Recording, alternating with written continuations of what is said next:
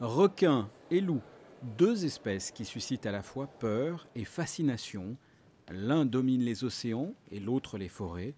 Eh bien, ces deux seigneurs de la nature sont à l'origine d'un partenariat qui vient d'être signé entre le musée océanographique et le parc Alpha, situé à Saint-Martin-Vésubie dans le Boréon. Une signature au musée en présence du souverain. Concrètement, aujourd'hui, nous avons signé un accord commercial et financier qui permet, lorsqu'on a visité le musée océanographique, de bénéficier de réductions pour visiter le parc Alpha et inversement, qui permet de se faire de la promotion croisée. Donc au parc Alpha, on va parler du musée océanographique et nous parlerons du parc Alpha. C'est une chance d'abord que le parc Alpha, qui accueille les loups à Saint-Martin-Vésubie, puisse bénéficier de la notoriété, du prestige, du rayonnement international du musée océanographique. Donc nous sommes très fiers de pouvoir aujourd'hui nouer ce partenariat. Le requin et le loup ont inspiré tant de légendes, tant de films. On pense forcément aux Dents de la mer de Spielberg. Et bien sûr, un nombre incalculable de films ont été consacrés aux loups, voire aux loups-garous. Ces animaux sont souvent incompris. 10 attaques mortelles seulement de requins par an, alors que les moustiques, par exemple, avec le paludisme, sont la cause de 800 000 décès. Et 100 millions de requins sont tués chaque année par l'homme. Aujourd'hui, ce partenariat entre le musée et le parc Alpha a permis de hisser une passerelle entre la mer et la montagne. Le visiteur peut s'aventurer sur les traces de deux espèces mythiques.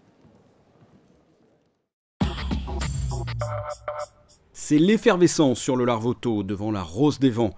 De jeunes passionnés tournent un long métrage. Le titre du film, Incompatible. La pression monte, toute l'équipe attend un acteur qui doit faire une apparition dans ce projet. Et pas n'importe quel acteur, un monument. Il a fait rêver des générations et des générations entre Le Saint, Amicalement Vôtre et bien sûr James Bond. Vous avez deviné, Sir Roger Moore. Pendant tout le film, le personnage principal est fan de tout l'univers James Bond et donc il va le rencontrer, il ne sait pas si c'est une apparition ou si c'est la réalité et il aura la chance de le rencontrer sur une scène. On avait écrit le film sans savoir qu'on l'avait et après, grâce au contact et l'implication de chacun, on a réussi à le contacter et à lui proposer et il a accepté. C'est stressant quand on est un jeune réalisateur de diriger Roger Moore? Ah oui, c'est stressant, mais on prend sur soi et on se dit qu'il ne faut pas gâcher cette chance énorme qui nous est accordée. Il y a tellement de joie derrière que le stress on l'oublie rapidement, donc c'est vrai que je suis vraiment excité, c'est vraiment excitant. Pendant 1 heure, Roger Moore a mis toute l'équipe à l'aise, il a été disponible, souriant, professionnel, une aubaine et une leçon de cinéma pour toute cette équipe.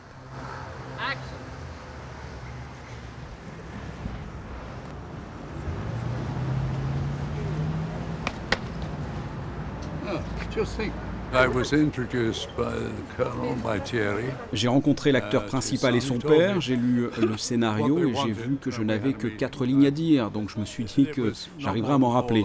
Et ce sont des jeunes sympathiques. C'est merveilleux de travailler avec des jeunes comme ça, passionnés, et j'espère qu'ils se rappelleront des plus anciens quand ils auront réussi, parce qu'eux aussi deviendront âgés. Incompatible parle des relations amoureuses et surtout des différences hommes-femmes. Ce projet est ambitieux et dure 1h36 pour un tournage de seulement 3 semaines. C'est une prouesse. L'équipe, composée d'une quinzaine de bénévoles, en est aux 2/3 du tournage. Les budgets sont serrés. Cette jeune association pour la création cinématographique de Monaco a besoin de fonds, de dons pour finir le film. L'objectif étant une sortie en décembre 2013. Suite et fin du concours de feux d'artifice pyromélodique après la victoire de l'Espagne, annoncée à l'issue de la dernière soirée de spectacle le 21 août et sur décision du jury.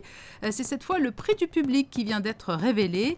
L'artificier italien remporte les suffrages du public avec une note de 8,79 devant la Chine 7,72.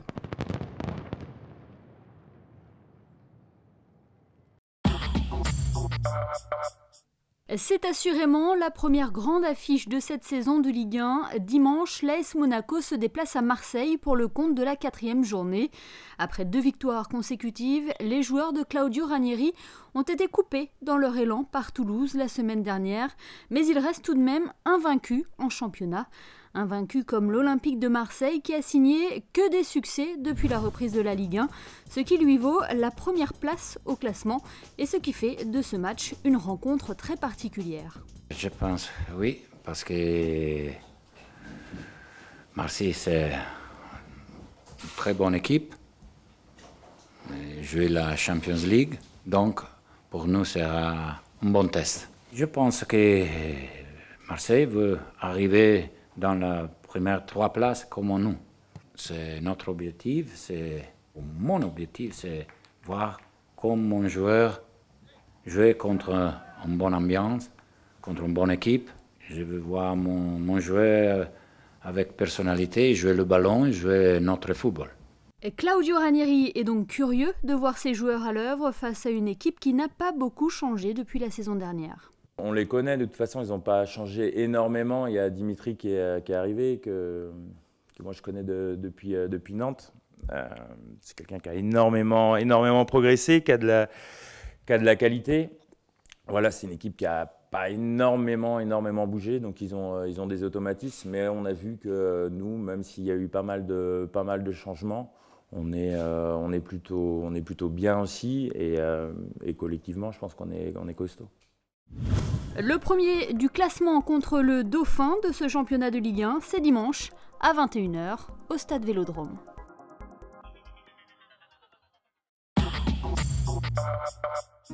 C'est un week-end agréable qui nous attend encore. Samedi, temps sec, beau et chaud.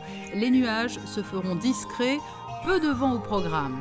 Dimanche, le temps sera assez ensoleillé malgré la présence de quelques nuages. Température bien estivale comprise entre 22 degrés le matin et 27 dans l'après-midi. Lundi, soleil et chaleur, rares nuages, les températures seront supérieures aux normales saisonnières. Enfin mardi, journée comparable à la précédente, temps de plein été, ensoleillé et chaud.